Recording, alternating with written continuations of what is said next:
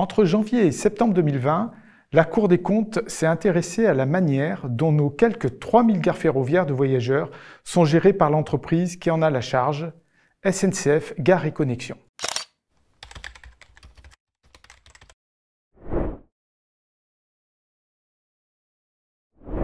Ce contrôle a conduit à 5 constats. Premier constat, le service offert dans les gares n'est pas homogène. Pourquoi?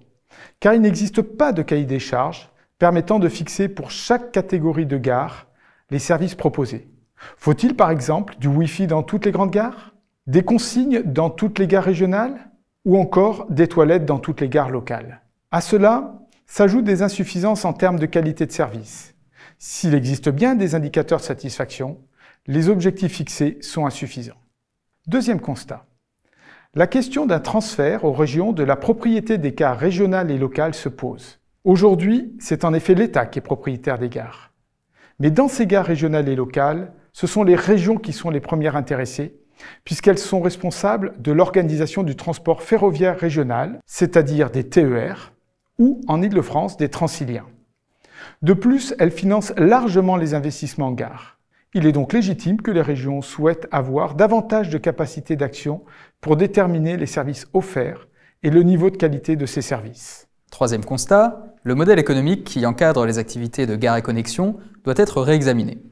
Cela concerne notamment la redevance que les transporteurs paient lorsqu'ils font partir un train. Cette tarification est aujourd'hui trop complexe et trop hétérogène. Par exemple, faire partir un train grande ligne depuis Paris-Austerlitz coûte 960 € contre seulement 584 € depuis Paris-Gare de Lyon de l'autre côté de la Seine. De plus, ces redevances peuvent fluctuer très fortement d'une région à l'autre et d'une année à l'autre.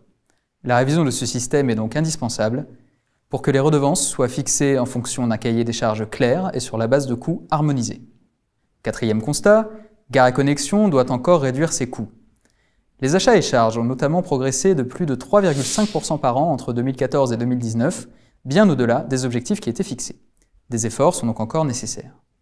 Enfin, un dernier constat, l'État doit consacrer beaucoup plus de moyens au financement des investissements dans les gares. Ces investissements sont très importants. Ils permettent de rénover les gares, de les mettre aux normes et de les moderniser.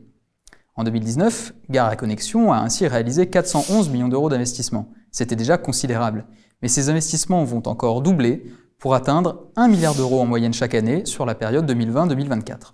Alors comment les financer? D'abord par la capacité d'autofinancement de Gares & Connexions, mais elle ne représente qu'environ 200 millions d'euros et n'est donc pas suffisante. Les autres pistes envisageables, telles que l'endettement ou le recours à des financements privés, ne suffiront pas non plus. L'État ne peut donc plus ignorer ses responsabilités de propriétaire, alors que les subventions publiques pour les gares françaises sont très faibles par rapport à d'autres pays. Ainsi, en 2019, elles étaient de 191 millions d'euros en France contre 877 millions d'euros en Allemagne.